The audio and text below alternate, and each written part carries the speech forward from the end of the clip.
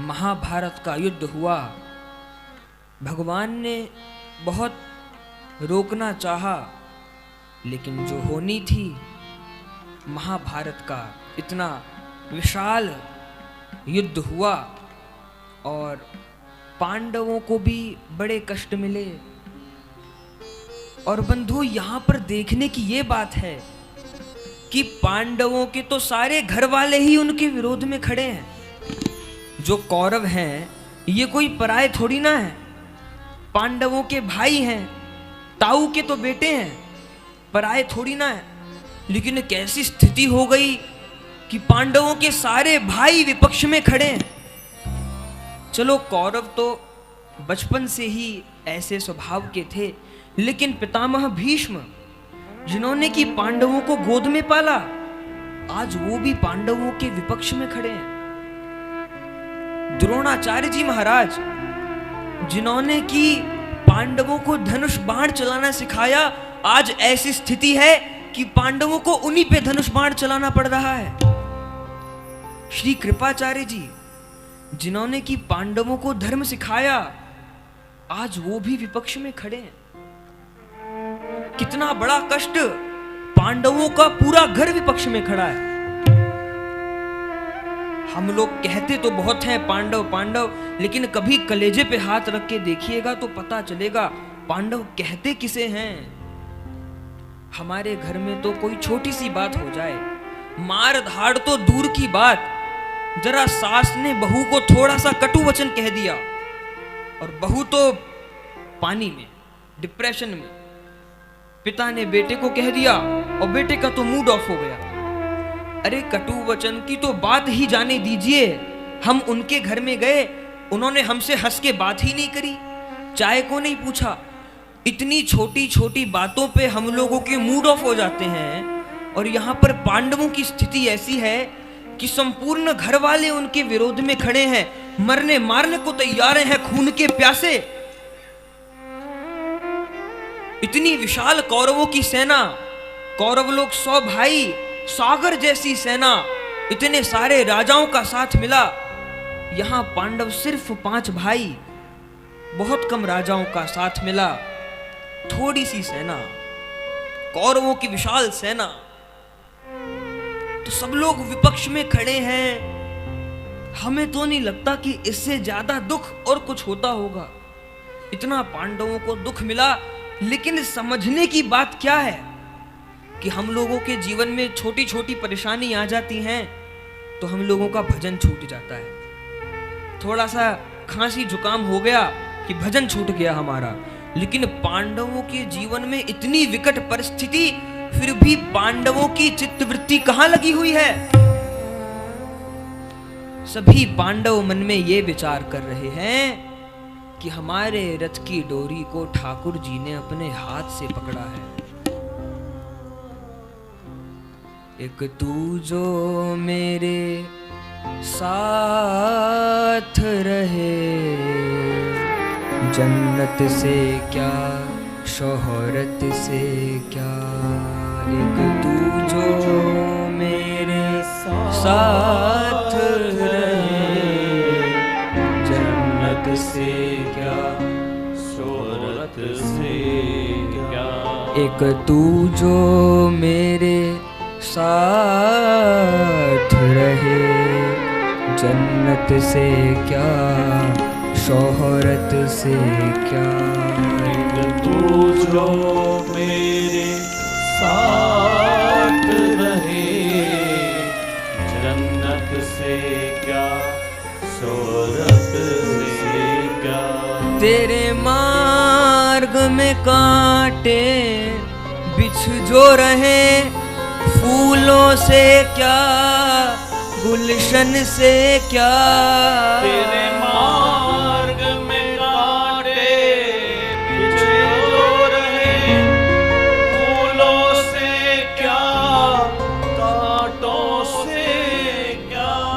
तेरे मार्ग में कांटे बिछ जो रहे, फूलों से क्या गुलशन से क्या।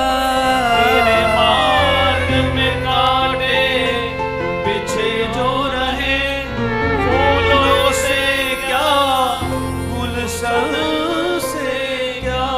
एक बार हाथ मेरा थाम ले ओ, मुझे काल से क्या कराल से क्या। एक बार हाथ मेरा थाम ले ओ, मुझे काल से क्या कराल से क्या। एक साथ जो तेरा मिला रहे, जन्नत से क्या शोहरत से क्या। एक साथ जो तेरा मिला नहीं, जन्नत से क्या शोहरत से क्या। सभी की दृष्टि कहाँ है? सभी की दृष्टि भगवान पे लगी हुई है। एक तू जो मेरे साथ रहे, जन्नत से क्या शोहरत से क्या। सभी लोगों के मन में यही विचार है कि भगवान ने हमारे रथ की डोरी पकड़ी है और भगवान की कृपा के सहारे पांडव लोगों ने बहुत सहन किया, जबकि इतना सहन करने की आवश्यकता नहीं थी। और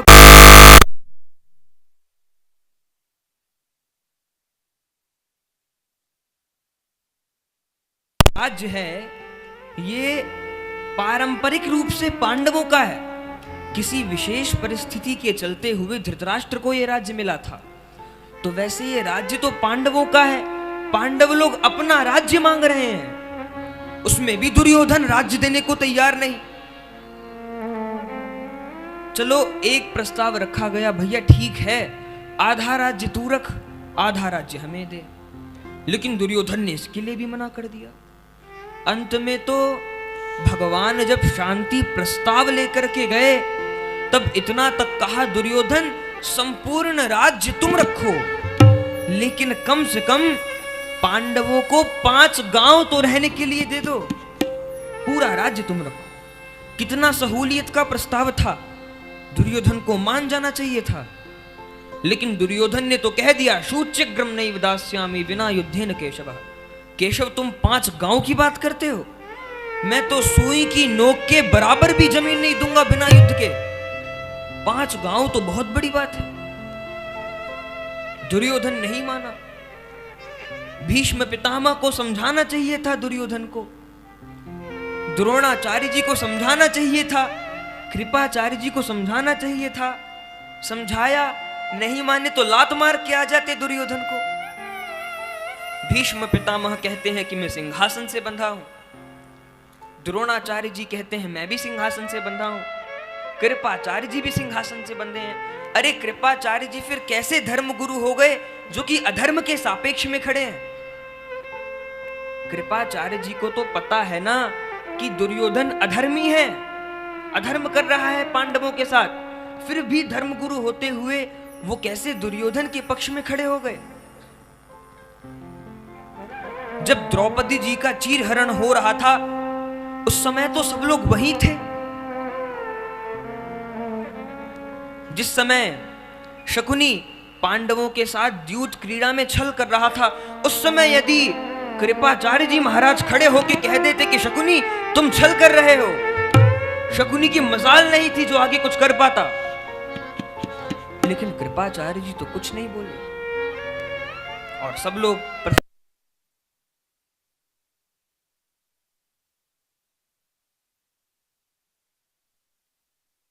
था।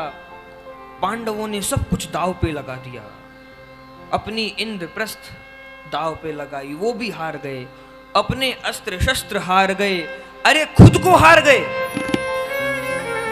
माने गदाधारी भीम जिसमें 10,000 हाथियों का बल है, वो भीम अब दुर्योधन का सेवक बन के रहेगा।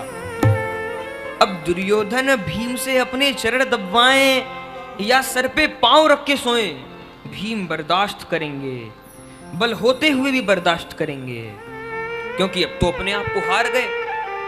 धनुर्धारी गांडीवधारी अर्जुन इतने बलशाली, अब वो कौरवों के दास बन के रहेंगे। कैसी स्थिति? युधिष्ठिर अब वो दास बन के रहेंगे। पांडव लोग अपने को हार गए और अंत में तो युधिष्ठिर जी महाराज अपनी धर्म पत्नी श्री द्रौपदी जी को भी हार गए। और उस समय तो दुर्योधन ने दुशासन को आदेश दिया है, जो शब्द उसने प्रयोग किए हैं वो तो व्यासपीठ से बोले भी नहीं जा सकते। और उस समय दुशासन द्रौपदी जी के केश पकड़ लिए हैं और द्रौपदी जी के केश पकड़ते हुए घसीटते हुए उनको राज्यसभा में लाया। द्रौपदी जी ऐसे बिलख रही हैं जैसे गैया कसाई के बीच में बिलखती है। सबसे पहले द्रौपदी जी पितामह भीष्म के चरणों में गिरी। हे पितामह, ये सब लोग तो आपसे छोटे हैं, मेरी रक्षा करिए। यदि आप कह देंगे तो मैं बच जाऊंगी। देखिए दुशासन मुझे नग्न कर देना चाहता है, मेरी रक्षा करिए। लेकिन पितामह भीष्म भी कुछ नहीं बोले। उसके बाद तो श्री द्रौपदी जी कृपाचार्य जी के पास गई। आप कैसे धर्मगुरु हैं? आपके सामने इतना बड़ा अधर्म हो रहा है, कुलवधू का अपमान हो रहा है और आप देख रहे हैं। मेरी सहायता करिए महाराज। लेकिन कृपाचार्य जी भी कुछ नहीं बोले। तब द्रौपदी जी द्रोणाचार्य जी के पास गई। महाराज, आप ये सभी कौरव पांडव तो आपके ही चेले हैं। यदि आप धनुष की टंकार करके कह दे कि मजाल है जो कोई द्रौपदी को छू जाए, तो दुशासन की हिम्मत नहीं जो मुझे छू जाए। द्रोणाचार्य जी से बड़ा धनुर्धर कौन हो सकता है? द्रोणाचार्य जी ने ही तो अर्जुन को धनुर्विद्या दी है। तो महाराज सहायता करिए।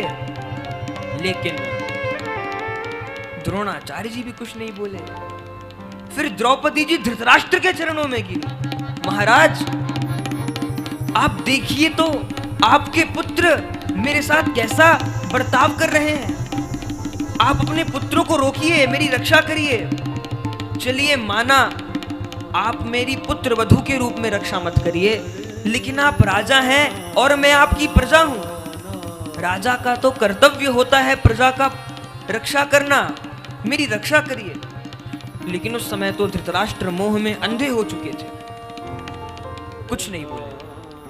और अंत में तो जब द्रौपदी जी ने प्रभु को पुकारा है, उस समय तो प्रभु ने वस्त्र बन गए हैं, प्रभु वस्त्र बन गए। कोई कोई तो कहते हैं कि प्रभु ने साड़ी बढ़ा दी, लेकिन प्रभु ने साड़ी बढ़ाई नहीं, प्रभु स्वयं साड़ी बन गए और श्री द्रौपदी जी के अंग से लिपट गए। द्रौपदी जी की रक्षा का रक्षण किया।